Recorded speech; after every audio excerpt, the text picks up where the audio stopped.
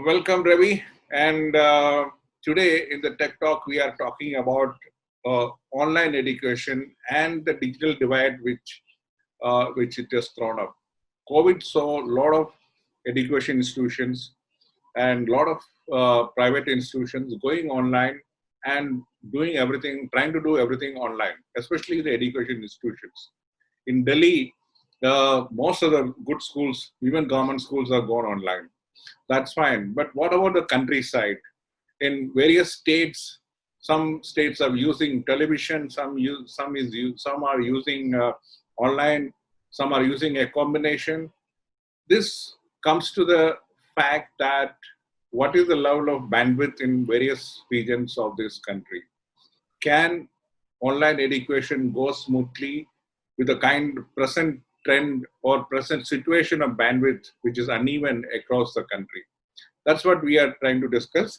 Ravi, how do you see the spread of online education vis-a-vis other technologies? Because you know the situation with regard to bandwidth across the country. Yes, certainly the COVID pandemic has made the shift from classroom teaching to online education almost compulsory, because you cannot have classroom teaching and the risk of infection. The problem in India is that only about 12% of households own computers or computer-like devices such as tablets, and even these are highly concentrated in the urban areas and among the upper classes.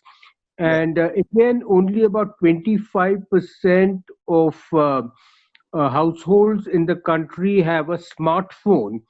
And again, these are largely concentrated in urban areas and among the upper classes. So, certainly the challenge is for rural areas and the poor, disadvantaged children to be brought into online education, and this is a very big challenge. The new education policy was announced a few weeks ago, and that has also emphasized online education, because this education policy was drafted after the COVID pandemic and the lockdowns. Yeah. And the education policy is also, in its emphasis on digital education, online education, has also laid a lot of stress on bridging the digital divide and on ensuring that it is the poor and the disadvantaged who do not have access to um, tablets or smartphones or laptops or personal computers, and more importantly, do not have internet access or cannot afford internet access, that they should be brought into the educational mainstream. Okay. And So that takes us to the question of the the utensils to or the means to get online as far as education is concerned, which is one is internet devices, internet yes, enabled devices. Second is the bandwidth, the internet access. Even if you have access, if it is a 2G access, do you think people can get on or get online for education? No. So the question of bandwidth, what is the level of bandwidth across the country, and what is the level of accessibility to internet devices? So these are the two questions, is it not?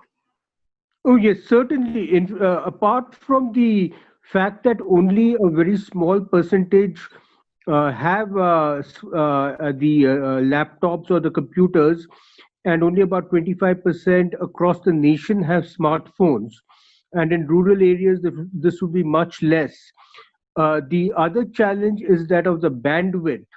And even in the urban areas, it is a question of affordability of bandwidth, because even if you look at the curriculum of some of the schools in the top schools in Delhi, the amount of data that they consume for online education in a month would cost about 600 or 700 rupees at those levels of Wi-Fi.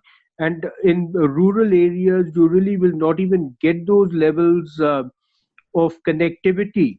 and you have schemes such as BharatNet to connect the gram panchayats and the village headquarters and provide fiber backbone access.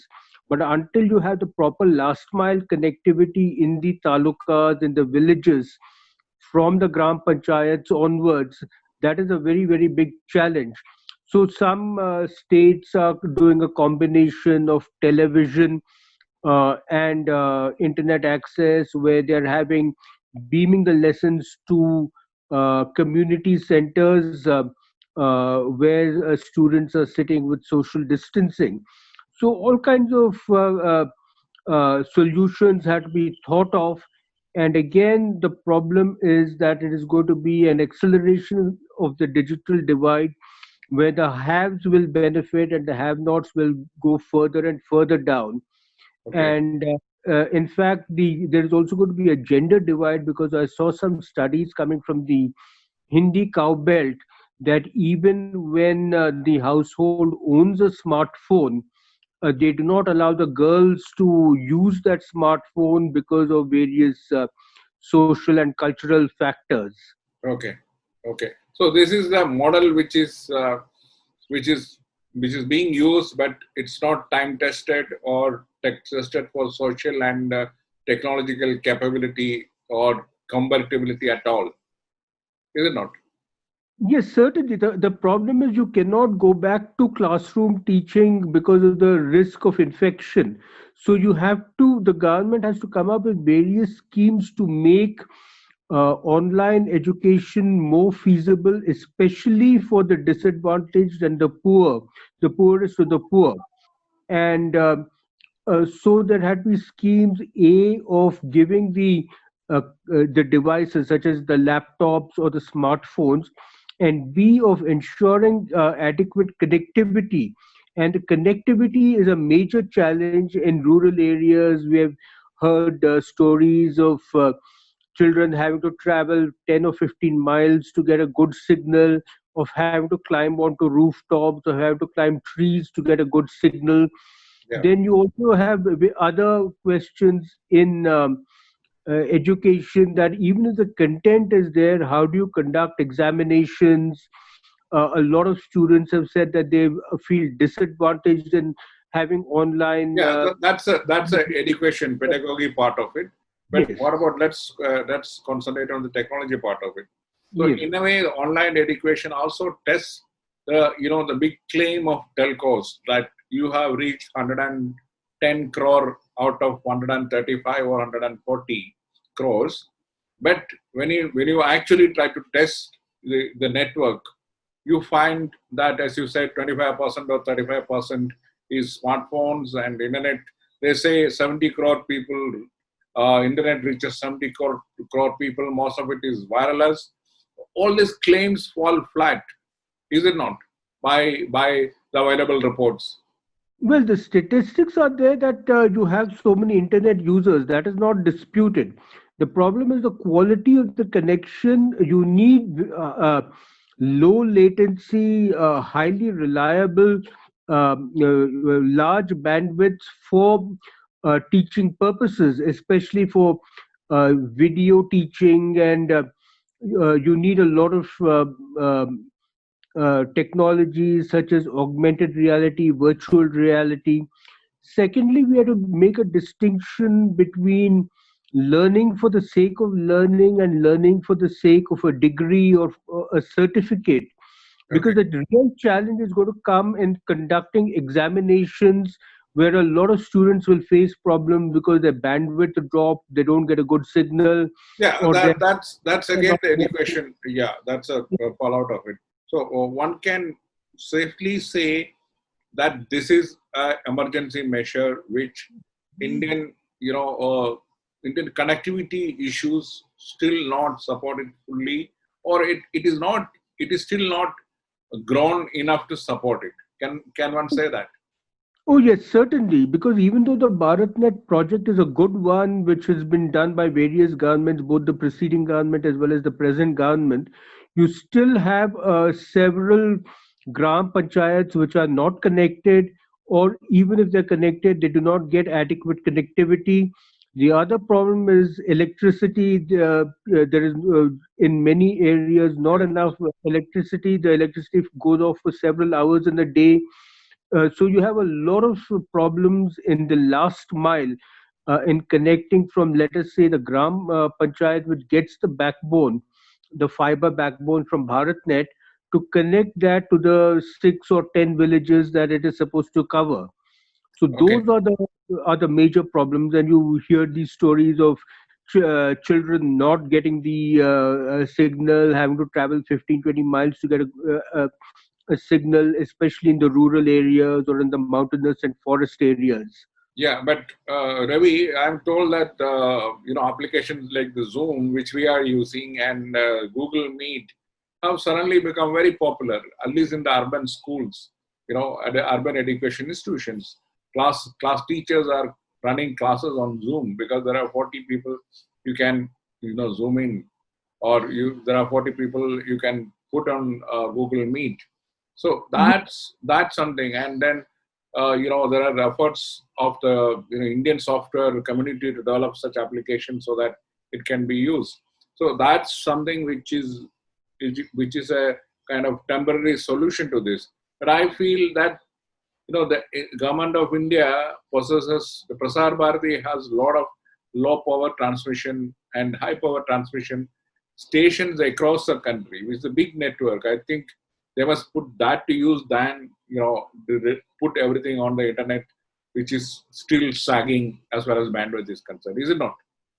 Oh, yes, absolutely. In fact, the terrestrial television stations, which are of a low range, have been really underused, underutilized. That infrastructure is there, but it is just not being used properly at all. Okay. So, a lot of the Prasad Bharati network for broadcasting should be used for the educational purposes.